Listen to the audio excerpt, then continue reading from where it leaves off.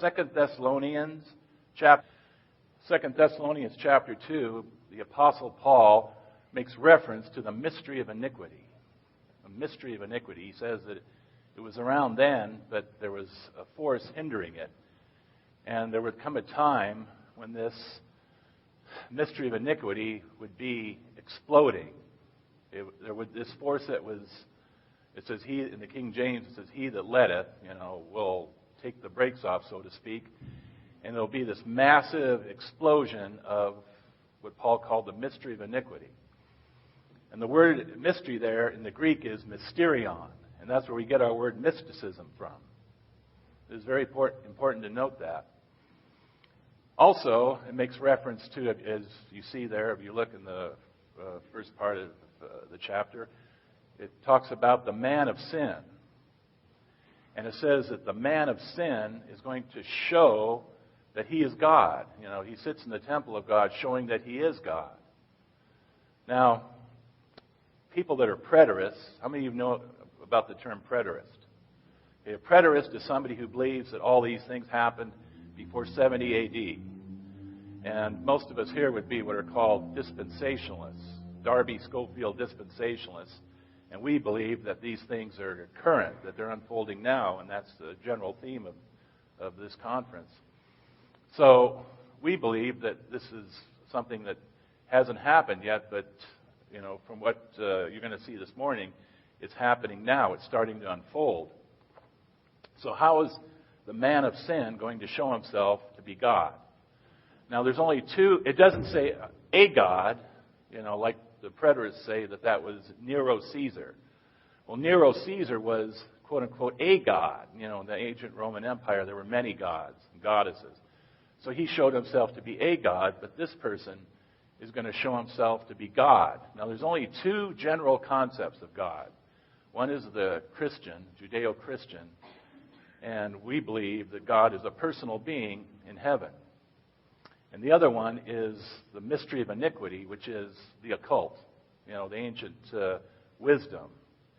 And what I'm going to share with you this morning is that over the last 30, 40 years, this mystery of iniquity, or the occult, has literally exploded to the degree that it's touched practically every family in the Western world, not just in the United States, but in Canada, Australia, New Zealand, Great Britain, France, Germany, Italy, Russia. And, of course, in places like India and Japan, it's been around for centuries. So we're going to look at some things here. This is Newsweek, August 14th, 2009. It says, America is not a Christian nation. We are, it is true, a nation founded by Christians, but according to a 2008 survey, 76% of us continue to identify as Christian. And, of course, we are not a Hindu or Muslim or Jewish or Wiccan nation either. But recent poll data show that conceptually, this is what I want you to get, conceptually at least, we are slowly becoming more like Hindus and less like traditional Christians. This is important to remember. Conceptually, in other words, you may still be going to a Christian church, but in essence, how you think and how you look at things are moving away from traditional Christianity. And as they say down here, in the ways we think about God, ourselves, each other, and eternity. So Newsweek magazine kind of backs up what we're saying, and what the speakers in this conference are saying. That we're not conspiracy theorists. We're not telling you things that can't be documented. Okay? This is what Americans really believe by Baylor University. Now, Baylor University is a Baptist university in Texas. Very well respected, very credible. And they put out this book based on their surveys, and they found that up to 26 million Americans view God as a cosmic force. Now, traditionally, Americans have viewed God in a Christian sense, that God is a personal being. And these would be adults. They don't count, like 12-year-olds or whatever. These would be people over 18. 26 million Americans view God as a quote-unquote cosmic force, and that's the ancient wisdom view of God. God is in everything and everybody. Okay, this would be more adherents than Episcopalians, Lutherans, and I have the numbers there, how many adherents are at each one of these. Okay, Episcopalians, Lutherans, Presbyterians, United Methodists, which this church is a United Methodist church, Seventh-day Adventists combined. So we're looking at a movement that is more popular and more powerful than all these denominations put together. Okay, how many of you understand the law of the market? Supply and demand. That you don't put out a big supply of something unless there's a big demand for it, right? Well, you remember B. Dalton booksellers? They used to be in malls. Well, when I first started to research this in 1984, I would go into my local B. Dalton's, and there would be 5 shelves devoted to this, and it was called Astrology/Occult. 5 shelves in 1984. Now, going by the law of the market, the reason I'm telling you this, a lot of people think the New Age was a fad in the 80s. It was, they think of Shirley MacLaine and crystals, and that it just kind of was, there for a few years, and then it just disappeared. And now, there may be a few holdouts here and there, but it's something they think of as passé or, a passing fad, like disco or something. But when you see the next few slides, you're going to see that quite the opposite happened. It didn't dissipate. It actually increased in a very tremendous way. This is the metaphysics is the technical term for New Age spirituality. Metaphysical means that which is beyond the physical. There's the material and the non-material. The metaphysical, beyond that which is there, but you can't see it. So this is in a chain bookstore now. Okay, that's on one side. It starts probably around here. This is like philosophy and stuff, and the metaphysical section starts probably around here. So it goes all through here and clear on the other aisle. See, all this is metaphysical too.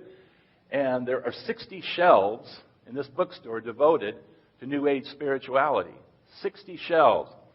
So it went from 5 shelves in B. Dalton's to 60 shelves in this, chain bookstore. Now, to me, that indicates there's been this, massive growth. Instead of fading away, it's, become hugely popular. Okay, here's the magazine section, and of course down here it says Spirituality, New Age. Well, there's no section, there's no thing that says Spirituality Christian. When you go to the magazine section, practically all the magazines under spirituality have a New Age orientation. You cannot find Christianity Today or Today's Christian Woman or anything like that in this section, even though it's marked spirituality. So that indicates that as far as these corporate chains are concerned, that spirituality now has more of a market appeal to those that are in the New Age than those that are Christian. Okay, this is a website called The Witch's Voice, and it caters to people who are Wiccans. You've all heard the term Wicca, right? Well, since it came online in 1997, it has had 430 million views. 430 million. Now, to put that in perspective, there's only 300 million people in the whole U.S. 300 million, and this has had 430 million views. And when you look at how many views they're getting a week, they're getting 500,000 hits a week on just that one website. So that shows that, the interest is very great. A lot of people are, especially teenagers and people in their early 20s are looking at this. And you can see that when you go to Barnes & Noble, this is called Paranormal Teen Romance. That's the sign, Paranormal Teen Romance. And I'm not just picking out a few books and trying to be sensationalistic. You have shelf after shelf after shelf of these kind of books. And they seem to be directed at like 12, 13, 14-year-old girls. Like this one is called Once a Witch. And then this book, Sweep, is a bestseller. And on the back cover, it says, Morgan Rowlands never thought she was anything other than a typical 16-year-old girl. But when she meets Cal, a captivatingly handsome coven leader, she makes a discovery that turns her whole world upside down. She is a witch. And this is a bestseller. Okay, here's one called The Necromancer. These are all, directed at young girls. Just go to Barnes & Noble. And here, the one next to it, the word witch is in the title. And over here, witch child, you look on the back cover, and this young girl has a heritage as a healer and a pagan. And then this is another popular book. It says Witch and Curse. And this one here is, on the side, The Forbidden Game. There's this theme. I mean, for some reason, this vampire craze, what's it called, the Twilight series, it opened the door for interest in outright occultism. That, of course, vampires are fiction. There's no real vampires, but there are real witches. And that the witch's voice, like I said, is getting 500,000 hits a week. Okay, this is what we're dealing with here, mysticism. This is not just some intellectual thing. We're looking at something of a very profound and deep nature. Okay, non-mystics, that's who we are, operate in the realm of ideas, intellect, the conscious mind, reason, and rationalization. Mystics, on the other hand, operate in the realm of altered, that's very important, altered states of consciousness, trances, having employed some technique to get in touch with a supernatural force or power. Okay, and this is how it's done, the practice of meditation. The people you see here are not just sitting thinking about something. See, that's a very misleading word. The word meditation traditionally is meant just to think about things. And all of us do that all the time. I mean, you're always thinking deeply on something, going on in your life. How are you going to pay the bills? Or who's going to win the Super Bowl? Things like that. And that's normal meditation. But this type of meditation is completely different. This is not normal meditation. This is very unnatural to do what they do here, and we'll get into that in a second. Okay, meditation is at the heart of all occultism, whether it's Hinduism, Buddhism, Wicca.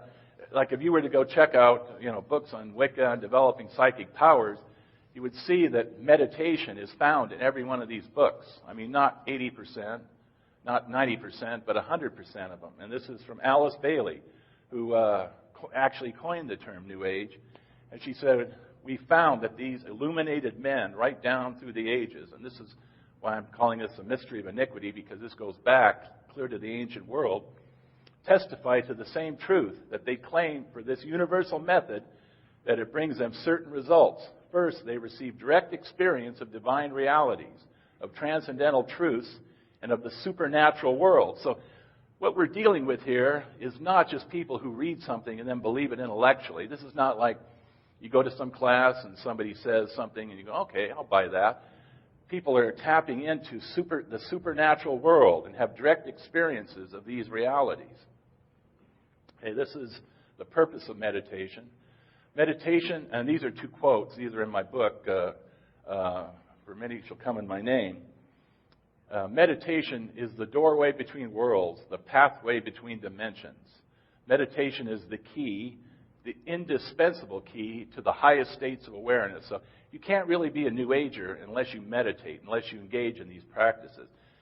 If you believe them intellectually, you're probably on the road to being a New Ager, but a true New Ager has to empty his mind, or his or her mind, and connect with these supernatural realms. Okay, the experience of meditation. This is another quote. One starts by silencing the mind. For many, this is not easy. But when the mind has become silent and still, it is then possible for the divine force to descend and enter into the receptive individual. First, it trickles in, and later it comes in waves. So it's kind of like a process that unfolds. And this is called transformation or enlightenment or higher consciousness. And these are the three main methods that are used. The first, of course, is the mantra. That's used in Hinduism, where you chant a sacred word or phrase over and over again. The second is focusing on the breath, where you concentrate on your breathing. And the third one is the percussion sound. Now, that is used in many shamanic cultures. And a shaman is like a witch doctor or a medicine man. And you've seen in countless third world cultures where you got people beating on drums and stuff. Well, that produces the same kind of altered state of consciousness that the mantra does, or the breath focus. and they're tapping into the world of spirits there. Okay, yoga. Yoga is probably one of the most important elements of influence in the New Age in our country today and all around the world. And I don't know, many of you probably see yoga. How many of you have friends that do yoga? Friends or family members? Okay, quite a few. Now, this is very controversial because most people that are attracted to yoga are attracted to it for physical fitness, health and beauty. That they see it as merely exercise. These poses are called asanas. And most people think that they're just kind of you stretch your muscles and, it makes you more limber. But in reality, and I want you to remember this, the term yoga means union. It means union, or being hooked up with, or united with. And this is the philosophy behind yoga. This is a book called Yoga and the Quest for the True Self. And you can check this out on the internet. It's not like I'm picking out some obscure form of yoga. This is the essence of yoga. And it says this is Stephen Cope. There's the author right here. This is what he's saying. And he says it towards the front of the book. I'm sorry I didn't put the page number, but this book is at most bookstores. He says, we are all born divine. This is the classic statement of the perennial philosophy of yoga. You cannot separate yoga from this philosophy. Okay? What we are seeking is already at the core of our nature. We are already inherently perfect. Now, those of you who know their Bibles are starting to see that there's this contrast, right? That in the Scriptures and in Christianity, humanity is born sinful. You're separated from God by your sin nature. Whereas in yoga, what you're trying to do is yoke or unite with your inner divine self, your higher self. And the stretching is done just so you can limber up, so you can meditate. So the asanas or the postures are like the preliminary thing you have to do so you can meditate more effectively, so you don't have like back pain or hip pain. You've seen the picture of them sitting like this in the lotus position. Well, if you're not limbered up, you're going to be distracted by physical problems. Okay. It means that God is available fully at each moment, simply because God is our true nature. God is our true nature. And as I said earlier, this man of sin is going to show himself to be God, right? It says he shows himself to be, he sits in the temple of God, showing himself to be God.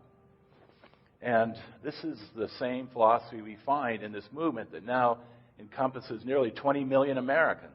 Nearly 20 million. And people might say, well, that's kind of weird, that this isn't more common knowledge. But if you have friends or relatives that do yoga, ask them this. Well, at the beginning and end of every class, doesn't the teacher go namaste? And the students go namaste? And they'd say, well, yeah. And you'd ask them, well, you know what that means? They go, no. Or they may have vague knowledge. Well, that means the God in me bows down and worships the God in you. So the next time you hear somebody go, namaste, you know what they're talking about. Okay, this is Fit Yoga Magazine, and this is directed at middle-class type people. This isn't counterculture. This isn't, people who are living in communes. This is for your average, typical person. We find here, energize your life, low carbs. There's astrology, which is more or less connected to the New Age. And the yoga facial and all this. So this is supposed to be a magazine for people that want health and energy and want to live a better life. But on page 58 of this magazine, we find the chakras. Now, this picture is straight out of Hinduism. Carol Patriciana would recognize this picture right away because this is basically a Hindu picture. And the chakras, which we'll get into later on in the day, this afternoon, are these energy centers. And in meditation, they are activated, the kundalini power, the serpent power, and the kundalini goes up the spine, and these chakras are energized. And it says in this magazine, the 7 major chakras each correspond to a particular aspect of human awareness. The 7th chakra, and this is why yoga can never be compatible with the Christian life. there's the seventh or crown chakra up there.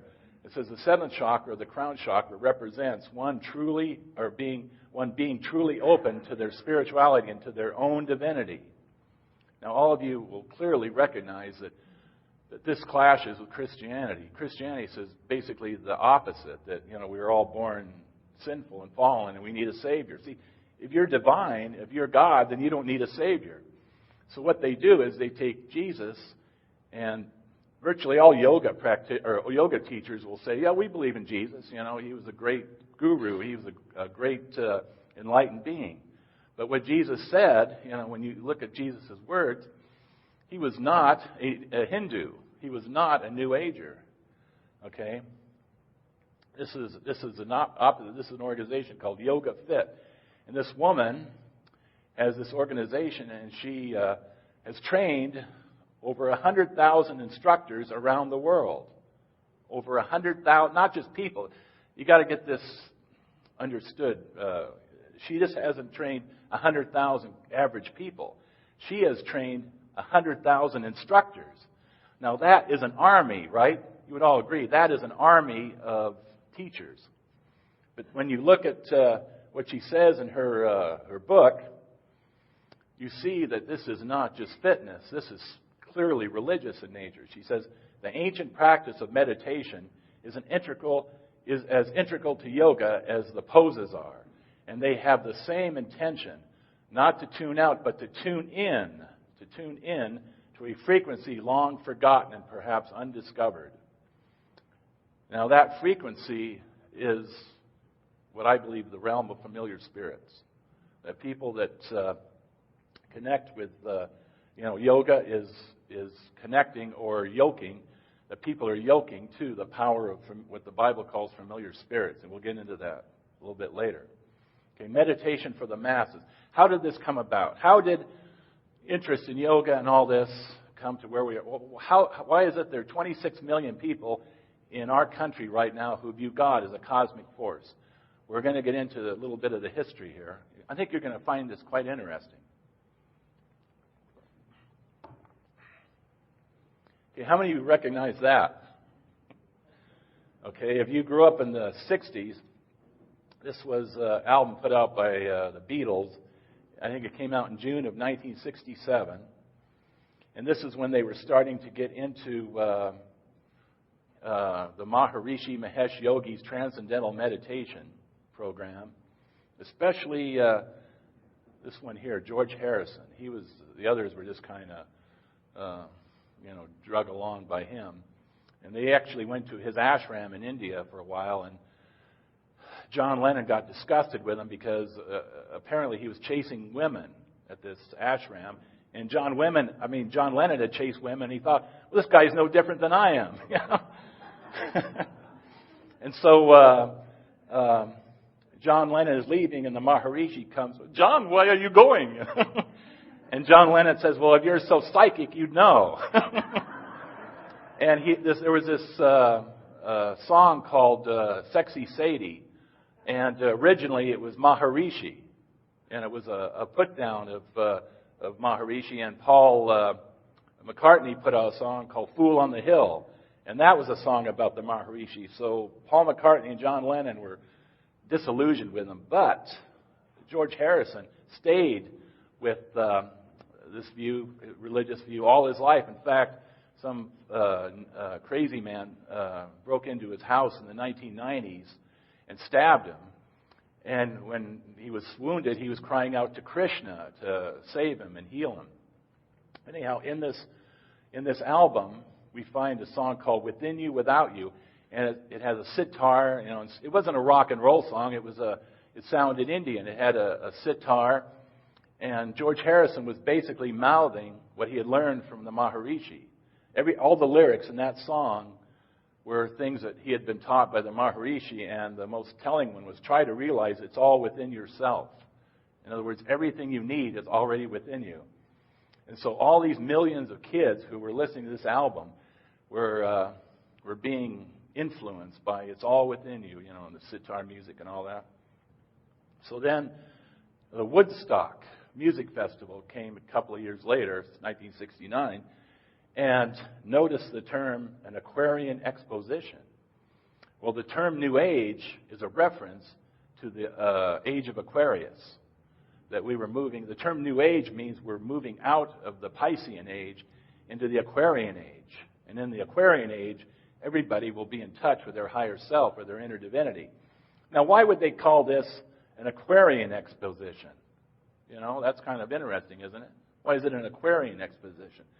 Well, it was because the invocation is before any groups, before any of the artists came on, there was this talk by this gentleman here. This is Swami Satchidananda. He was a Hindu guru, and there's his disciples all lined up there, and he's up there, and he's telling 500,000 people at this music festival basically the following.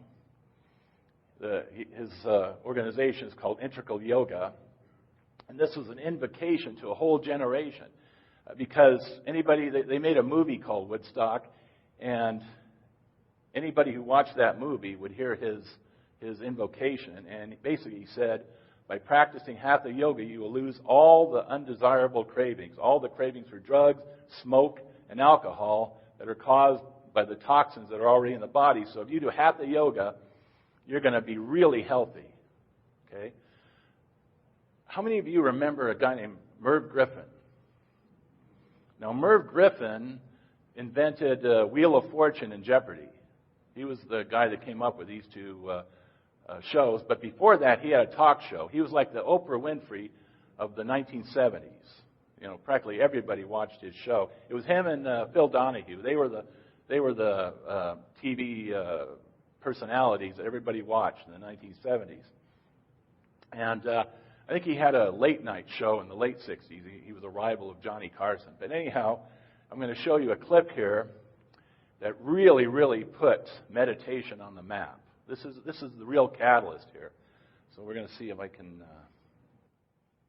So just click on it. Oh, here we go.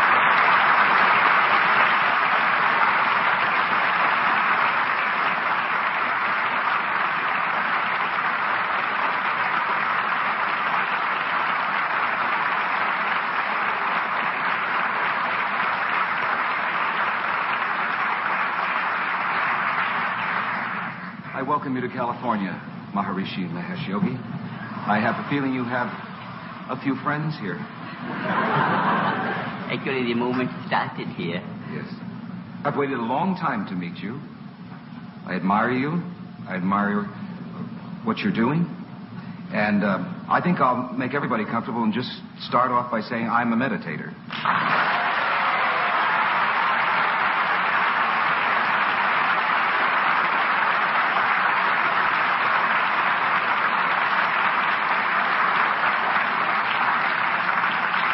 And I've never felt better in my life. It is terrific. I feel like the man of La Mantra. That's what I feel like. How's your trip going so far, Maharishi? Very good. I'm very satisfied with the response of the people to this dawn of the age of enlightenment. The recognition of a better time for the world. Right. So far, we have had scientific research on the individual, that the physiology becomes better, psychology becomes better, behavior becomes better. But now what we have found lately is that when 1% of a city population begins to practice transcendental meditation, then the trends of city life become more positive. Crime rate goes down. And sickness rate at the same time goes down. It is this which has inspired us to inaugurate the dawn of the age of enlightenment. Okay, the dawn of the age of enlightenment. Okay, in 1970, 50,000 Americans had taken TM classes. By 1980, 1 million had. And it was because of people like Merv Griffin and even Mary Tyler Moore and people like that were into it back then. And people started to think, wow, I trust Merv Griffin. He wouldn't steer us toward anything that was weird. And, of course, you saw Maharishi. There's kind of an exotic appeal there. He's kind of unconventional. And, well, maybe this man from the East knows something. Maybe he understands something we don't understand. So, like I said, it went from 50,000 to 10 years later to 1 million. And this is how meditation started to become integrated. And this next slide shows the culmination. This is a book called American Veda. Now, the Vedas are the Hindu scriptures. The Vedas are the equivalent of the Bible for Hinduism. And in this book, remember he mentioned a revolution in consciousness? Well, that has happened. That has happened. That not just TM, but there were all sorts of gurus. I mean, there were tons of gurus that were around, since the 70s. And Carol mentioned some, and Warren mentioned some. There was, what's his name, Muktananda, and there was Sri Chinmoy, and there were quite a few. And anyhow, this book makes clear that Hindu mysticism has profoundly affected the worldview of millions of Americans and radically altered the religious landscape. That's why we went from 5 shelves at B. Dalton's in 1984 to 60 shelves in 2011 when that picture was taken. Okay, this is what I mean by how it has been integrated. This is Dr. Dean Ornish, and he wrote this book, Reversing Heart Disease. Now, he came to my town, Salem, Oregon, and he spoke at the local hospital. There's a theater, or not a theater, but a lecture place, down in the basement of the hospital. And he showed up. Something like 400 doctors and nurses came to hear him. I mean, he was very, very. They were out in the hall. There were so many people in there. They were spilling out into the hall. And what makes this pertinent to our talk this morning is that he was a disciple of Swami Satchidananda, the same person that we just saw at Woodstock. He was a disciple of that man. And in the foreword, or the dedication page of his book, he actually dedicates his book to Swami Satchidananda and said, "Oh, thank you for showing me that which is possible." And so in this book, we find a chapter called Introducing Your Heart to a Higher Self. And this whole chapter is on meditation and basic Hindu spirituality. And it even says in there, man is divine, man is God. But this book and this program has been tremendously influential in the health field. Many doctors, many therapists have picked up on it and are now using it. Many hospitals use it as a program for reversing heart disease. But in it, when it addresses spirituality, it doesn't come from a Christian perspective. It comes from a Hindu perspective. And that's because Dr. Ornish got into something like TM. I think his sister got him into it. He was depressed and he was suicidal. And his sister was into Swami Satchidananda. And he said, "Hey, she says, hey, I got something that can help you here. Get rid of your depression." Okay, here's the heart of spiritual science. This is off a website. And these three doctors alone have changed the spiritual landscape of America. I don't know if you probably recognize this person here, right? You've probably seen his face, in magazines and things like that. Anyhow, that's Dr. Andrew Weil, and he's sold 10 million books. What he says, in many ways, he talks about eating healthy, and he talks about nutrition and vitamins and minerals and exercise, but he also incorporates Hindu-style meditation into his regimen. And this person over here is even more influential. That's Deepak Chopra. And he has sold 20 million books. Did you get that? 20 million. And he used to be connected with the Maharishi. He used to be part of the TM program. And he thought, well, if I break away, I can do better. So he became kind of like his own man. He kind of branched off. And now he's considered one of the prominent spiritual leaders in the U.S., if not the Western world. So these two gentlemen alone have sold 30 million books which contain Hindu-style meditation. And, of course, Ornish, you add him, these are just 3 individuals. There's many, many, many more who we're going to get to in a little bit here. So Time Magazine in, when was that? 2003, I think. Time Magazine, I think that's Goldie Hawn's daughter on the cover. comes out with this, the science of meditation. New Age mumbo-jumbo, not for millions of Americans who meditate for health and well-being. So the idea is that, you don't meditate to get in touch with your higher self. You meditate for health and well-being. Well, if that was true, now, I got to be honest with you, friends. If people just meditated and there was no spiritual repercussion, then I would be amiss to come up here and tell you that it's bad or wrong or the Christians shouldn't do it. But this is what I found. This is the kind of thing that alarms me. Okay, the government survey in 2007 found that 1 out of 11 Americans, more than 20 million, meditated in the past year. So we got 20 million people engaging in this. But this is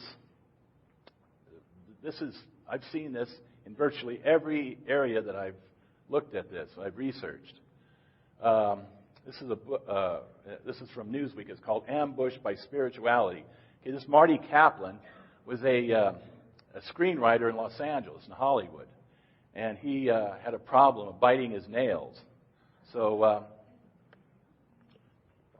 he was an agnostic. He was completely non-religious. Okay, did you get that? He was completely non-religious. So he goes to his doctor and says, "What am I going to do? I'm, biting my nails." So the doctor said, "Well, you should meditate. That'll get rid of your stress. Remember, health and well-being." So Marty Kaplan started to meditate for, health and well-being. And he said, "I got more from mind-body medicine," that's meditation, "than I bargained for. I got religion. You don't have to believe in anything. All you have to do is do it." In other words, it's not intellectual. It's not just your conscious mind. Unwittingly, I was engaging in a practice that has been at the heart of religious mysticism for millenniums or thousands of years. Meditation, is known to every mystic tradition. And that's my point here, that meditation is part of these mystical traditions, but it's being promoted for health and well-being. Well, what happened to him is that he got ambushed by this New Age type spirituality. Unwittingly. Did you all get that? Unwittingly. In other words, he didn't know that this was going to happen. So that's why we're having conferences like this. 20 million people, that's a lot of people. If you know somebody, a coworker, a relative, a friend, somebody that you know, or someone they know is starting to meditate, you should tell them there's spiritual consequences to this. This is a book called Beginner's Guide to Mediumship. And it says by Larry Dreller. And it says, meditation is the key to unlocking the door of mediumship. Now, how many of you know what mediumship is? Mediumship is contact with spirit guides. It's contact with spirit guides. It's called mediumship. Meditation is the key to unlocking the door of mediumship. For without meditation, there is no mediumship. There is no mediumship. I can't emphasize that enough. A total and deep trance occurs when the mind is completely blank, when mind chatter has been overridden. If you continue the flow of uninterrupted trance, spirit contact and visions can occur. Well, in my experience, they will occur. It's not something that may or may not happen. Every book that I've seen on meditation has a New Age perspective on it, and this comes from familiar spirits. Okay, Dr. Oz, we were talking about doctors. He's a very famous TV personality, and he promotes transcendental meditation, very big time. In his it was Ladies' Home Journal or Good Housekeeping. There was an article. There's too much to put into. You only get an hour to talk at these conferences, and this was in April of 2011, I believe. Yeah, April 2011. Ladies' Home Journal or Good Housekeeping. He's praising TM. But anyhow, it says. This week in the Huffington Post featured on its homepage an article about Dr. Mehmet Oz and his advice for the new year. Meditate. And this would be transcendental type meditation. The article included a video of his recent talk on the benefits of the transcendental meditation program. Okay, get a load of this. Reducing stress and promoting heart health. In other words, you meditate to reduce stress and have a healthier heart. And of course, you know that Oz and Oprah Winfrey are very, very connected. They're very, very tight, right? Well, here recently, this is Oprah in Fairfield, Iowa, meditating at a transcendental meditation center. This is a TM school here. This is Maharishi University.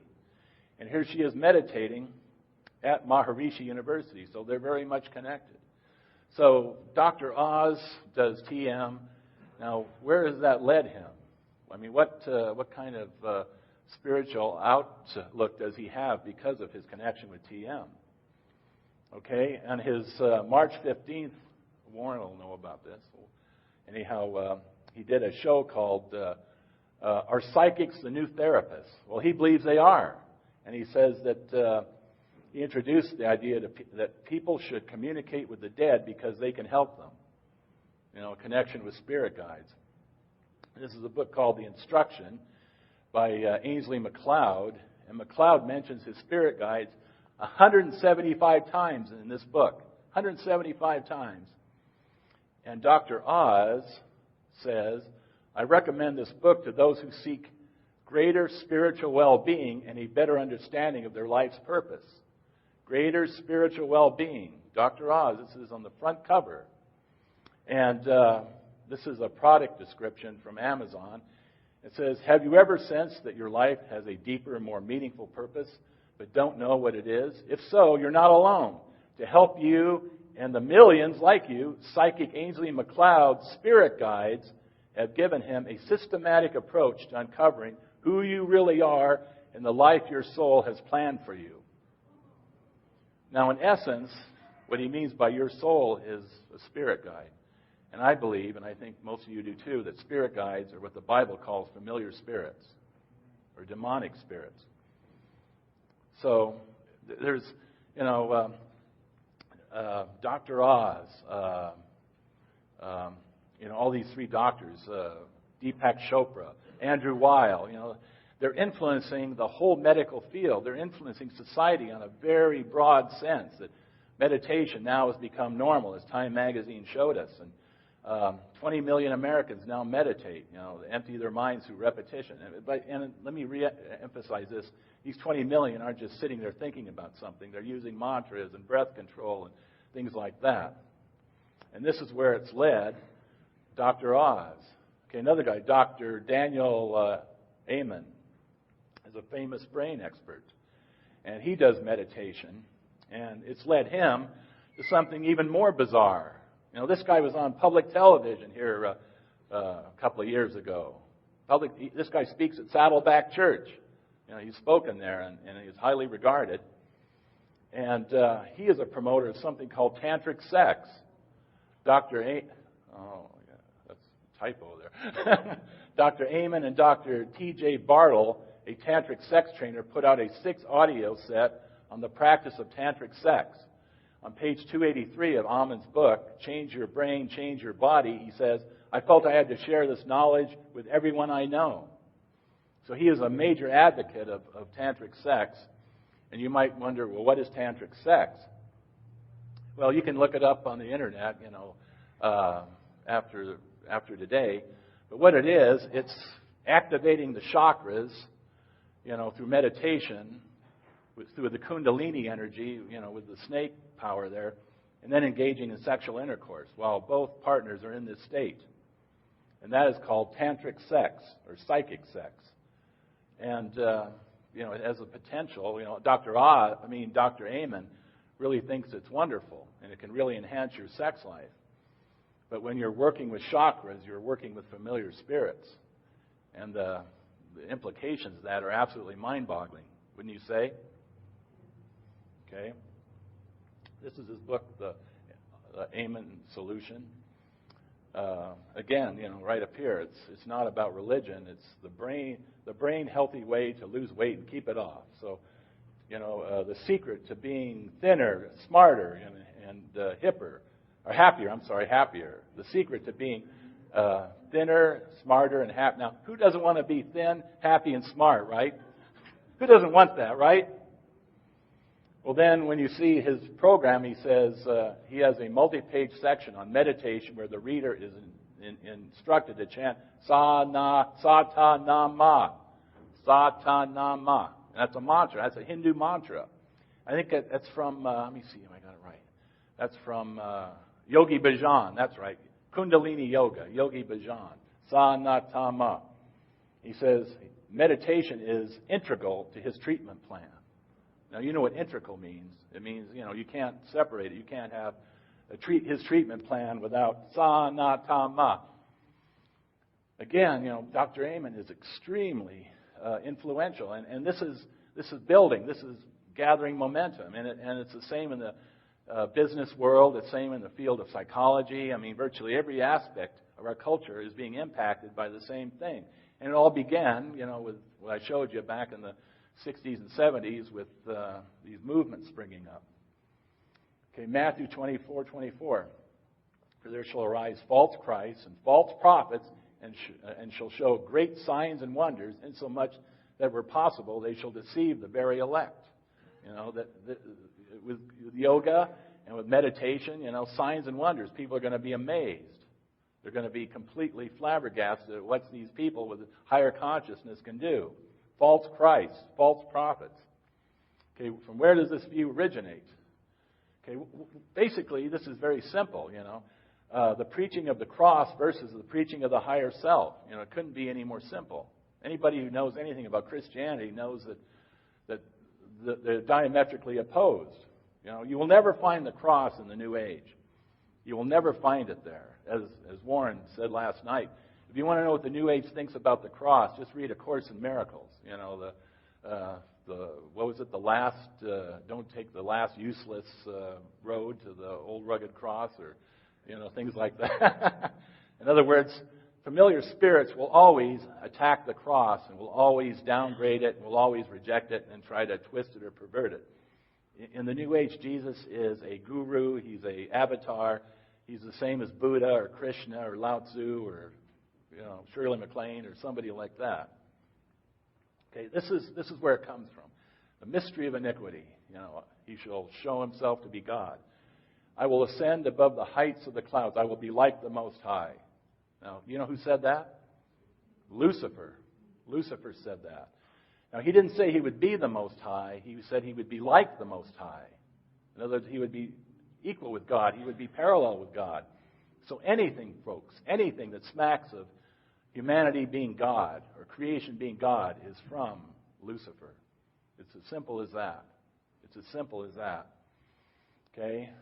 Leviticus 19:31. Now, we've seen that meditation is connected to spirit guides, right?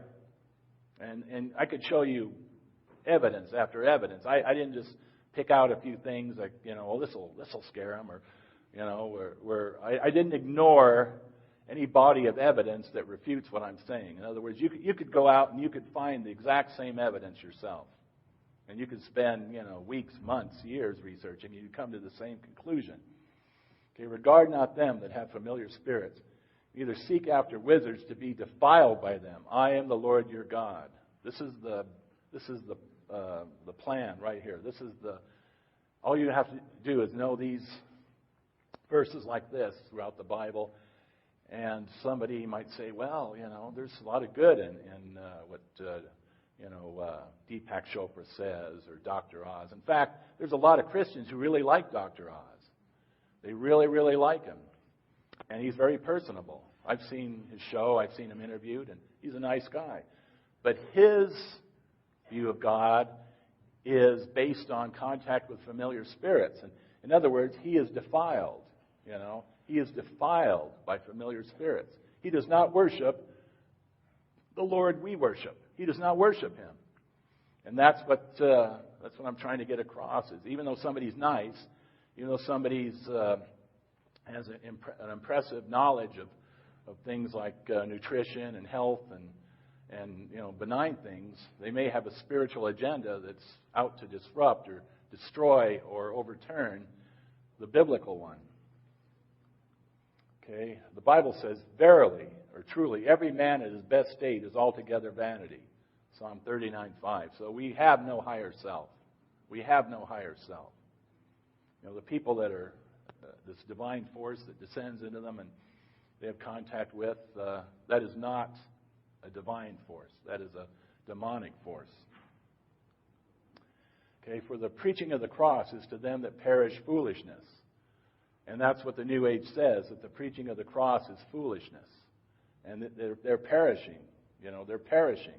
And see, we're not here to bash people. We're not like some kind of hate group. We want you to go out there and we want you to throw bricks through their windows, drag them out and beat them.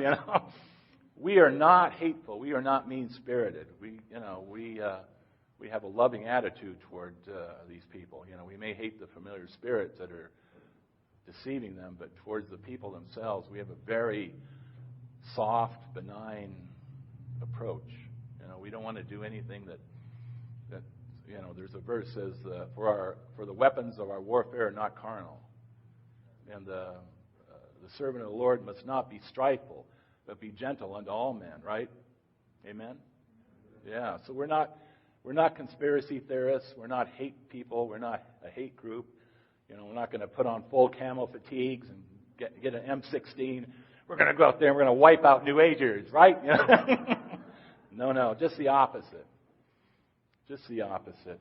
So, but as many as received him, to them gave he power to become the sons of God, even to them that believe on his name. So this is the real way to reach God. This is the authentic way to reach God is, John 1:12, to believe in the Lord Jesus Christ and receive him, as your Lord and Savior, and not to see him as a model for Christ consciousness or someone who shows us our divinity, as the Course in Miracles says, but have a personal relationship with him and believe on his name. Okay, that concludes the talk, and thank you for coming, and God bless you.